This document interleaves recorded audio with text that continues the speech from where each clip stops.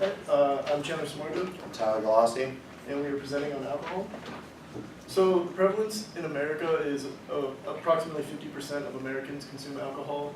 The highest prevalence of that being 18 to 25-year-olds, and among those 18 to 25-year-olds, or not among those, more than 35% of adults with an alcohol problem come from that age range of 18 to 25. And binge drinking, which I think it's kind of confusing sometimes, people don't really understand what binge drinking is. According to the book, it is the Ward Law book, it is more than 5 drinks in a few hours, and 20% of Americans meet that criteria, and then 38% of the 18 to 25-year-olds meet that criteria of the binge drinking. Then alcoholism, there's 4 symptoms. It's craving, loss of control, physical dependence, and tolerance. And then more than 7% of Americans meet that criteria, which is a little scary.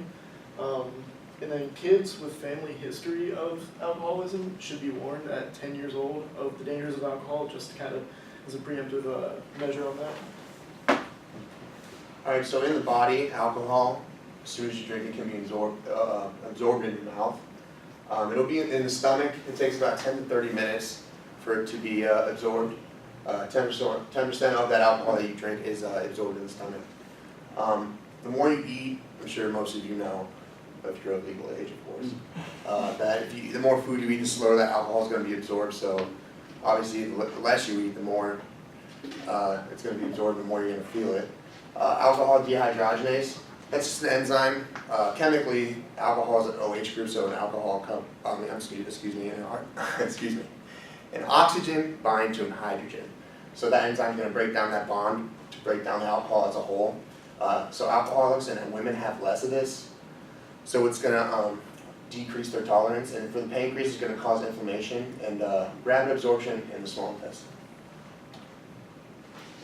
Alright, so as most of you know probably, liver damage can be a result of alcohol use, and it can cause fatty liver, and it can cause inflammation, scar tissue, and it is reversible. So if you are a heavy drinker and you have liver damage and you abstain from drinking alcohol and kind of clean up your diet a little bit, that you can reverse the effects of liver damage. And then cirrhosis, which is liver cell damage.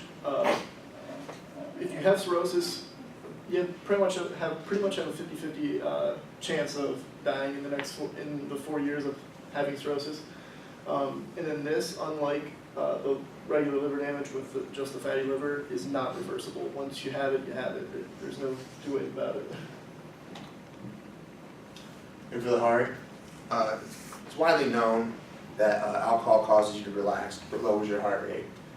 For your brain, it's going to depress it and sedate it, so it's going to affect kind of your nervous system, obviously.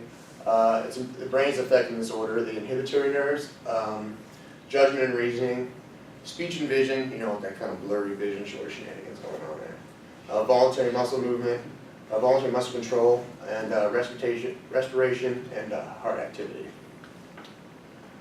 So the basis of our presentation is related back to sports performance. So if you're drinking alcohol, it's a diuretic, so it's going to cause you to increase your urine output. Obviously to cause that dehydration. And when you're dehydrated, hydration helps to regulate your temperature in your body. So if you're dehydrated, you can't do that, and you're more likely to overheat. Also, if you're dehydrated and you're doing activity, you're going to sweat more, so it's going to also increase that dehydration. For energy production, the liver cannot produce as much glucose. So if the liver's focusing on breaking down the alcohol rather than the glucose, you're going to have less energy. Your reaction time is going to go down. And for your performance, you can't perform with hangover effects. Like I mentioned previously, if you're of age, you know what that is. The headache, the dehydration, the sensitivity to light and sound, that's just not good if you want to perform in a sport activity. Your heart rate, alcohol wants to slow the heart rate, and the exercise wants to increase it. So it's kind of like battling with the natural body processes and alcohol. So if your heart wants to decrease and the activity wants to increase, it's just putting unnecessary strain on your heart. These are our references. Any questions?